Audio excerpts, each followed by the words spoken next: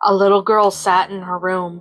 Her messy brown hair were put into little pigtails as her hazel eyes stared at the door. She hugged her stuffed giraffe close to her little body and listened closely to the loud yells of her father and mother. "I never should have had those damn kids!" screamed a loud, deep voice. "All they do is make messes, complain, draw on the walls." He was cut off by a high-angered yell of the girl's mother. "They are children, David! They don't know any better!" "Oh, fuck me, Mary Beth. I don't want to hear your bullshit excuses. I just had enough with them. And what do you plan to do about it?" The girl heard loud footsteps coming towards her room as she hugged her giraffe closer. The door was violently open. In the doorway stood her large, angry, overweight father. In one of his meaty hands held a large textbook. "David, stop it!" screamed her mother. But the father ignored his wife's pleading cries and grabbed the little girl by the collar, and she screamed and kicked, trembling in fear. The girl's father harshly picked up the textbook. "This is for drawing on my fucking walls, you little bitch!" Years later, the little girl known as Natalie was now 9 years old, going through the stage of puberty. She was naturally a little chubby, like usual. She sat in her room watching TV. Her dad was ranting on about some economic crap that she could really give less of a shit about, as she munched on some popcorn. She was also currently drawing a picture, where there was a bit of gore in it, but strangely she liked drawing blood. It gave her some weird satisfaction. Other than that, multitasking was no problem for her. It became apparent to her at a young age, after having to do so much hard work and labor. She was able to do so many things at once. Drawing ended up being her talent and passion. It was her way of escaping from reality whenever something bad would rear its ugly head and peer in, or she was simply bored. She suddenly heard the closing of her door, and she looked to her left, pausing on munching her popcorn. There stood her brother Lucas, who was 14 years old. "What's this?" She could hear her father's yelling from outside her door. "That's scaring you?" He let out a chuckle. "No way, I think we're both used to his yelling by now." There was a long pause. "So why you in here?" He seemed to be playing with his sleeves slightly and twitched a bit. "I have to ask you something." He trained his eyes on her. She frowned slightly, growing impatient with her brother interrupting her movie and drawing. "What?" He moved in a little closer. "You said you wanted to be cool and grow up to be like a teenager, right?" She nodded, slightly brightened up suddenly. "Well, I have an offer." "Just spit it out, you dimwit." "You know what guys and girls do together sometimes, right?" The next day at school, Natalie did not say a word. She did not speak for the whole day. She didn't have anyone to speak to anyways. Nobody could know. Nobody should know. And nobody would know. Her teacher picked up on a few puzzled expressions, but she dismissed it as she did not understand the lesson. Natalie also felt as if she were in severe pain. She had no idea it could hurt. Feeling scared, she walked home silently and went to her room. But later in the day, she once again was greeted by her brother. Nobody would know. At school, she finally decided to tell someone. Even though they weren't her friends, she just felt she had to. She walked up to the group of girls, and she would occasionally see the hallway. They looked like nice girls, and Natalie would occasionally talk before. "Hey, Ma." The ginger girl looked over at Natalie, having a straight face. "Yeah? Yeah? I really need to talk to you about something. It's been going on for a while, and you and your friends, well, I feel like you're the only people I can trust." Mia and her friends seemed a little pull smirks, but only for a moment. Little did Natalie knew they were hungry for gossip. "All right, you can trust us. What's up?" One day later, it was all okay. All she took. She had been getting constant remarks on social networking sites, such as Facebook. One time even someone called her a whore. Not to even mention their lunch ended up getting into her hair, and it was the least of her problems. But Natalie, being only 9, could not help but greatly upset at this fact. However, she did not cut. She did not peep, and she never said a word about it. As you may recall, so far in this journey, she had kept everything inside. she supposed it was better. She wouldn't let any pain get the best of her. 3 a.m. school night, her mother was going to kill her.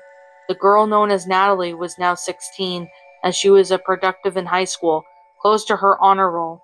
For once she felt calm and happy, though like usual, she would occasionally become a hermit in her room, hiding away from her dad who still likes to constantly yell and baby out a comedy, money, politics, and all that bullshit that she was flat out tired of hearing.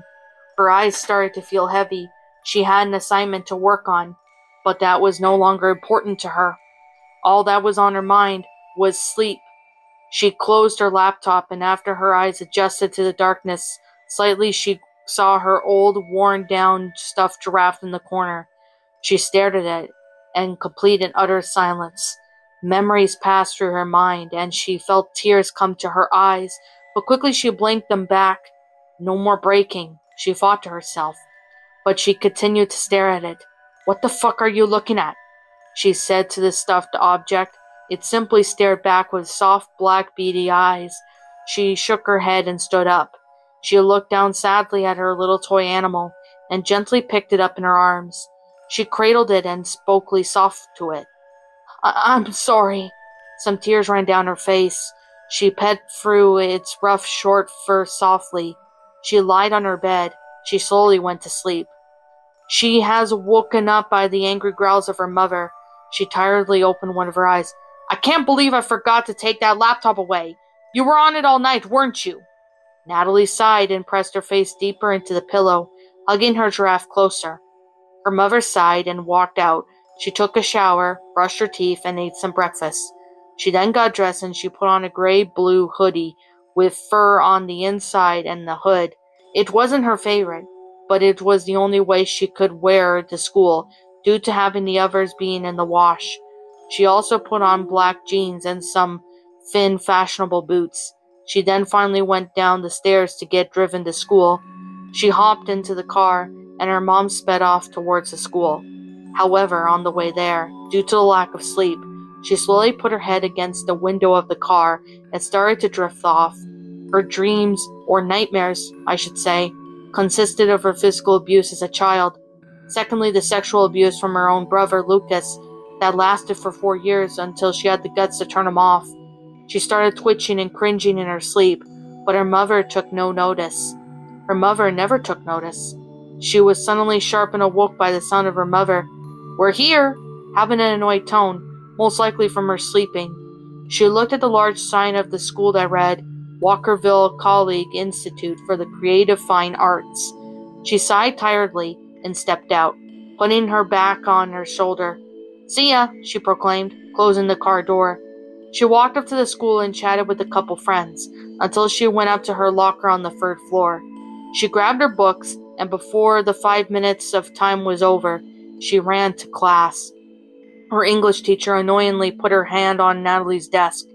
"Where's your assignment, Miss Owlett?" Natalie swallowed. I forgot it at home. Sorry, Miss Home Nook." She growled and stood. "Your time is up, Miss Owlett.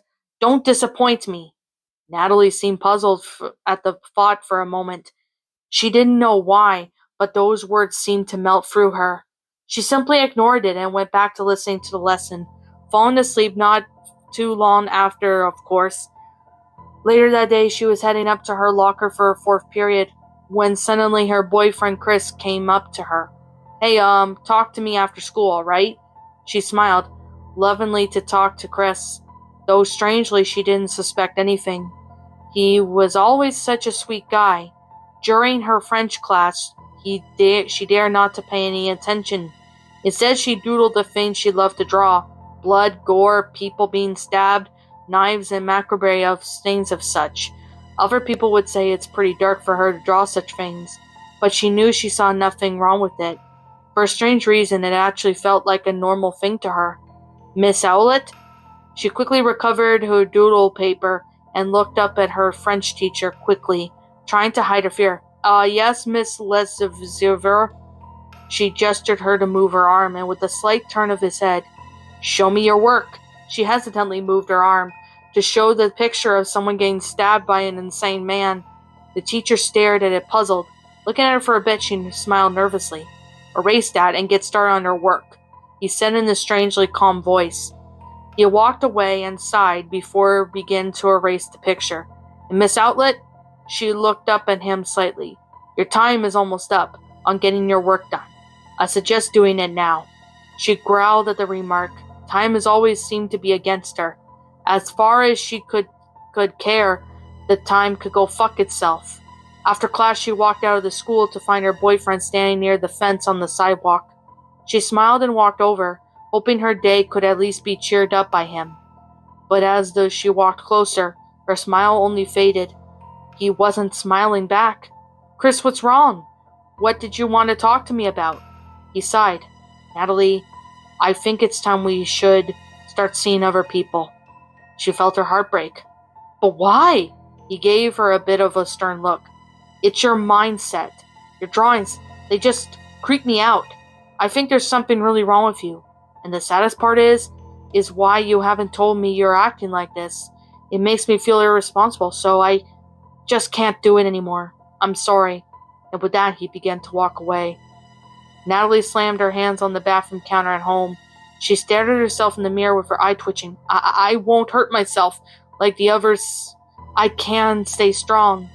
There was a needle and black thread in her hands. "It's pointless. It doesn't help." Some weird sensation pulled at her subconsciousness. She chuckled slightly. "No, I'm doing it because I want to." She held up the needle with the thread on the end of it and smirked widely. "Your time is up." Piece after piece, cut after cut.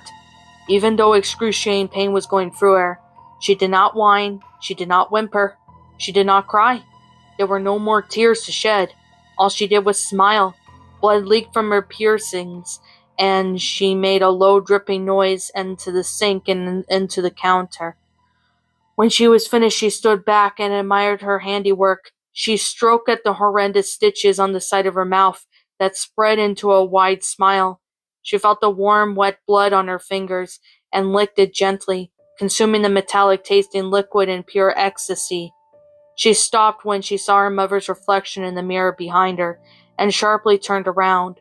She saw her mother's wide eyes and paled face, and she looked at her fingers seeing blood. She suddenly felt the pain, and she started to cry. "Mom?" She had never felt so confused. What had happened to her? Her mother had scheduled some therapy for her. Natalie had gotten rid of the stitches in fear of how much pain it would bring, so she went to the therapist's with them.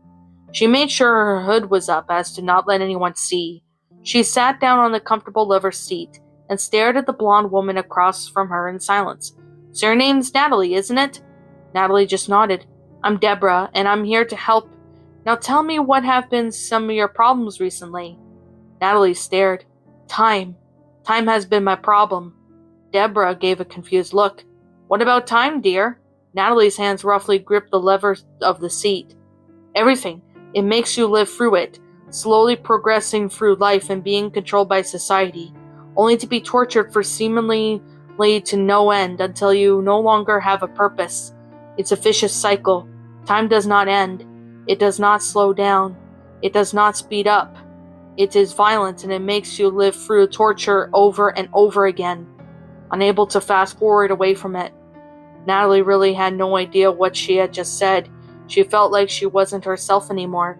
Could this be because of all the things she had kept contained?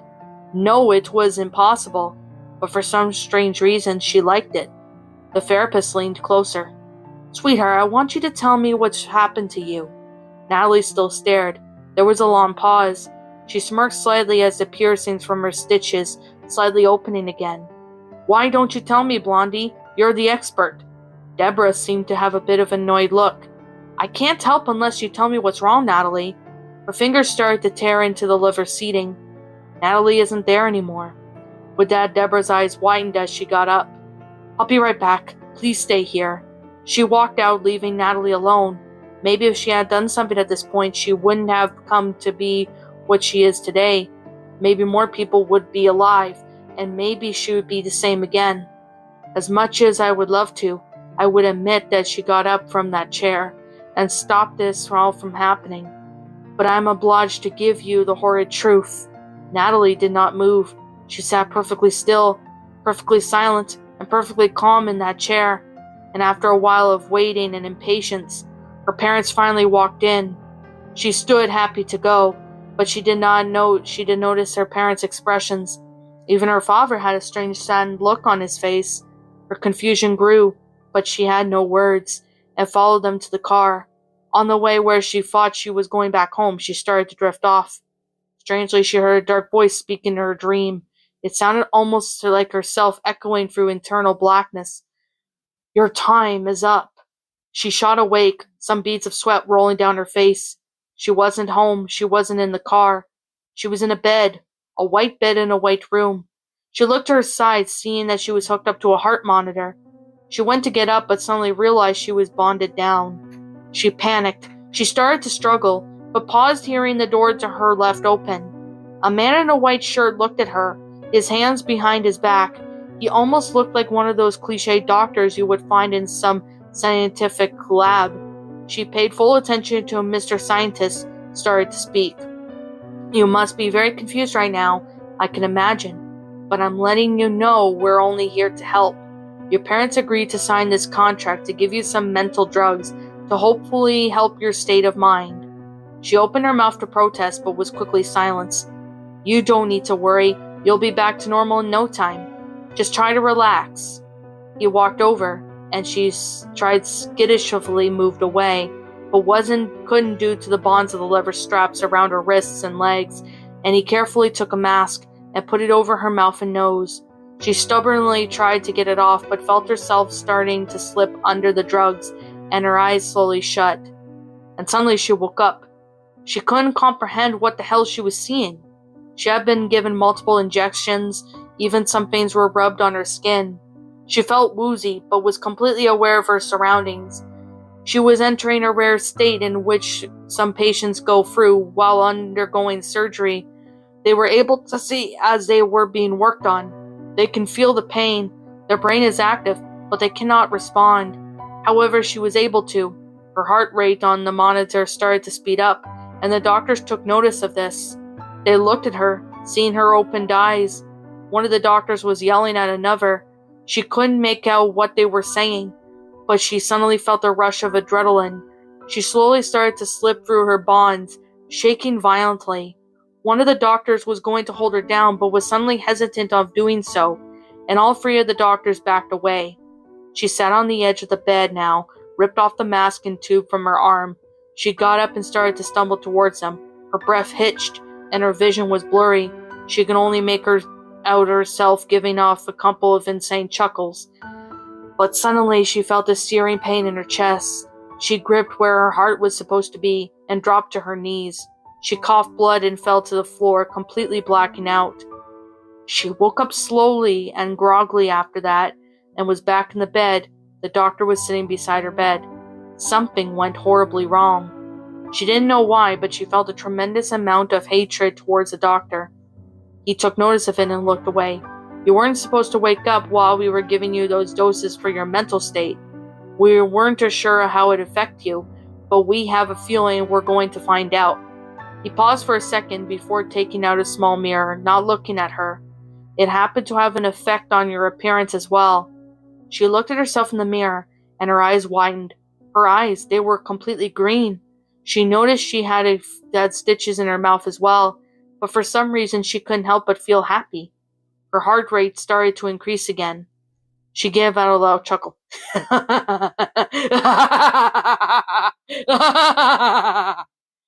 The doctor looked in shock, seeing that she was suddenly already standing over him.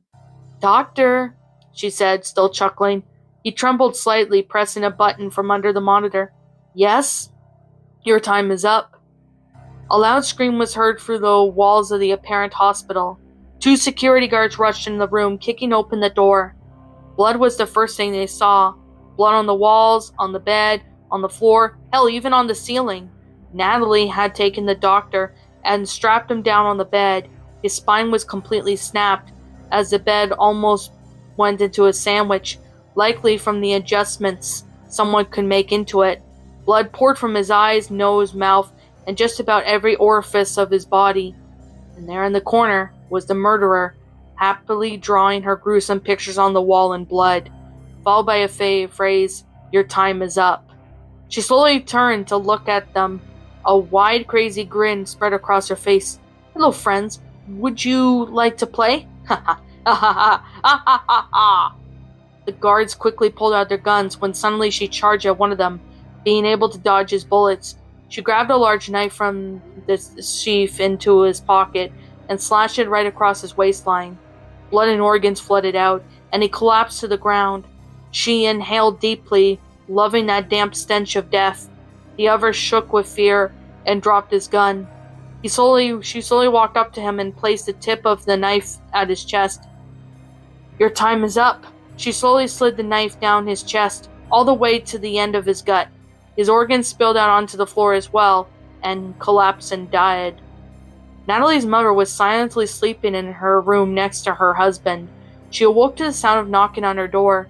She groggily got up and walked out of the bedroom. To the front of the door, it was completely pouring outside and thunder boomed in the distance. She walked up to the door and paused when she was about to grab the knob.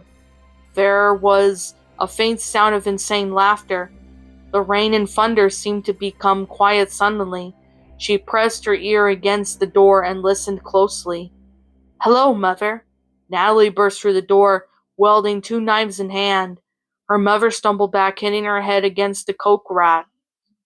One of the hooks broke her into her skull, and she bled violently from the head onto the floor. She fell to the ground paralyzed, but still conscious.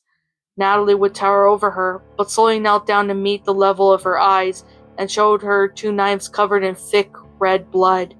"I was suffering, Mother." She ran the tip of the knife across her cheek. Cutting it slightly, Natalie tilted her head. "But you did nothing." All her mother could do was shake and gasp constantly like a fish on land.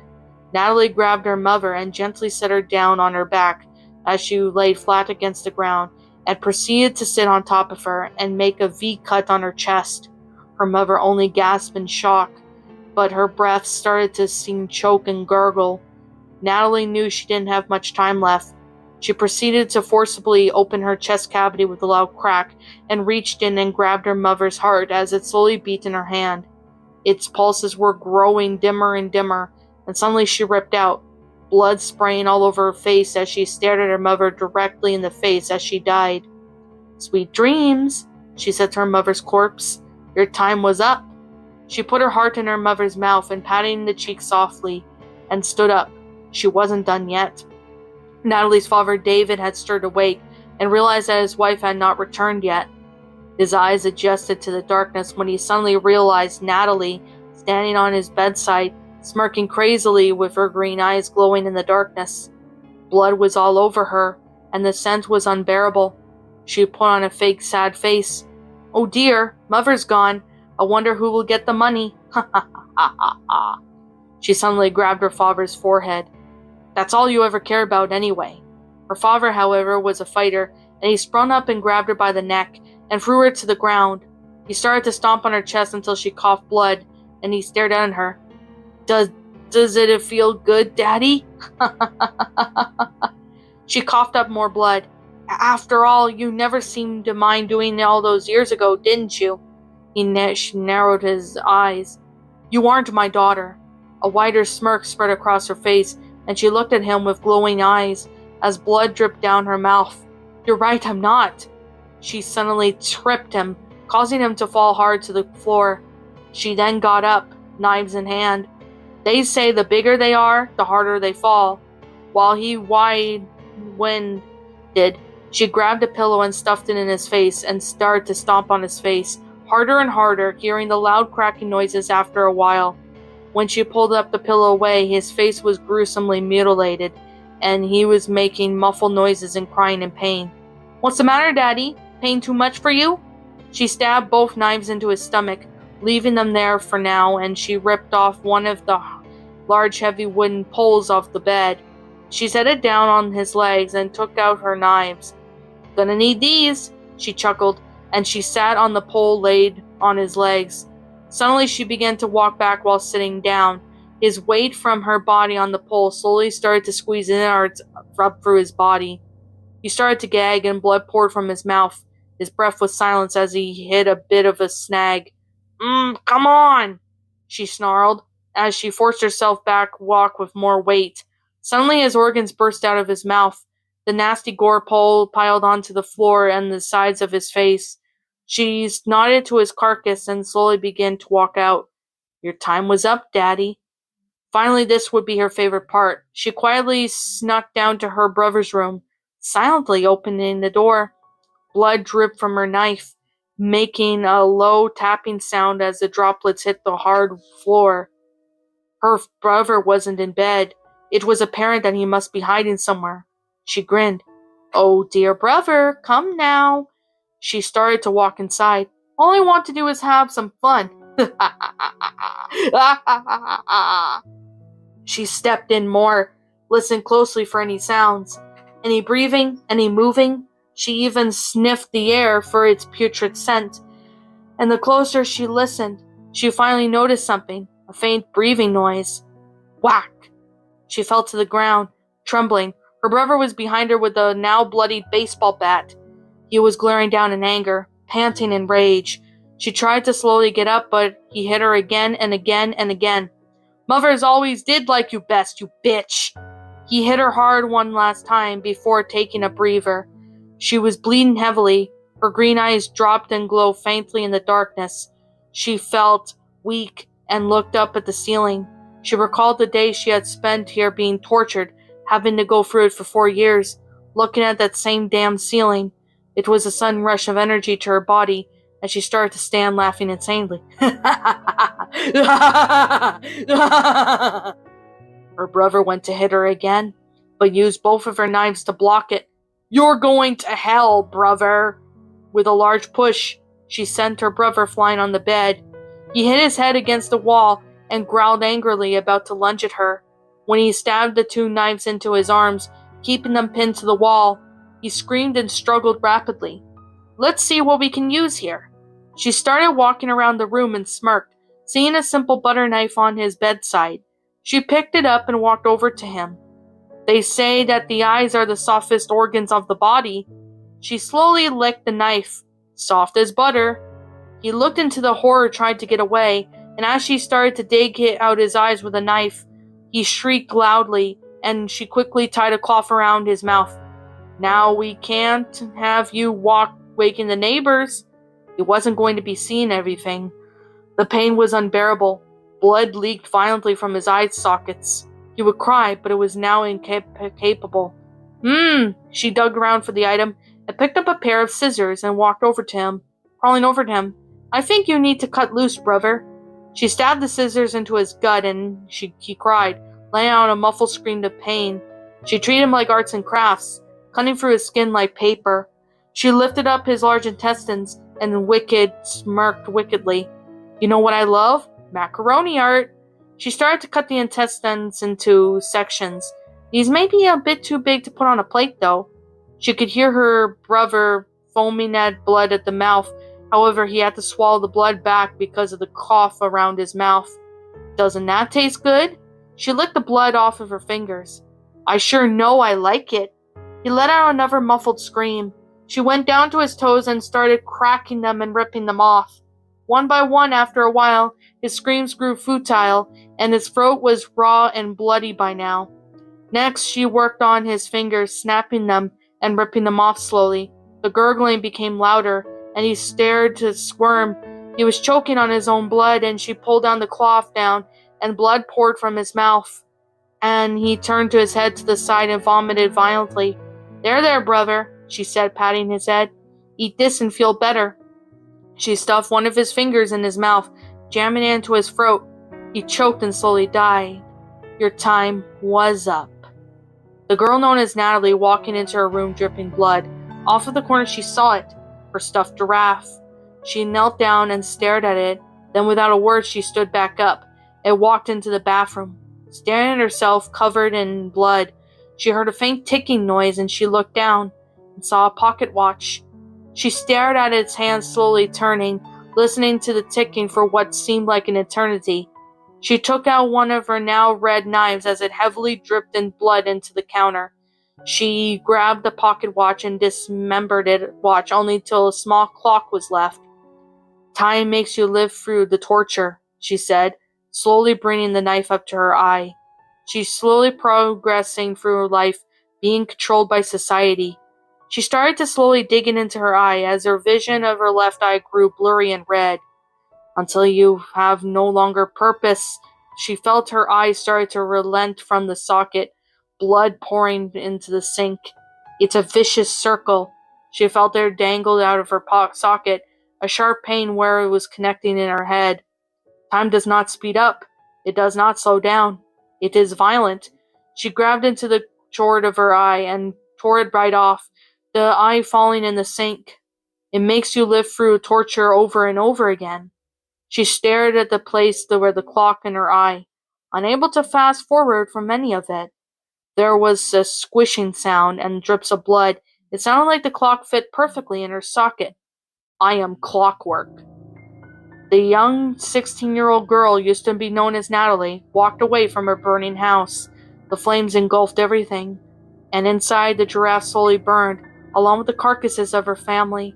Some say she still lives on, carrying her insanity with her, leaving so many dead, saying she decided when her time should come to an end. The only way to detect her presence is if you're cuddled close in the covers at night, sleeping soundly.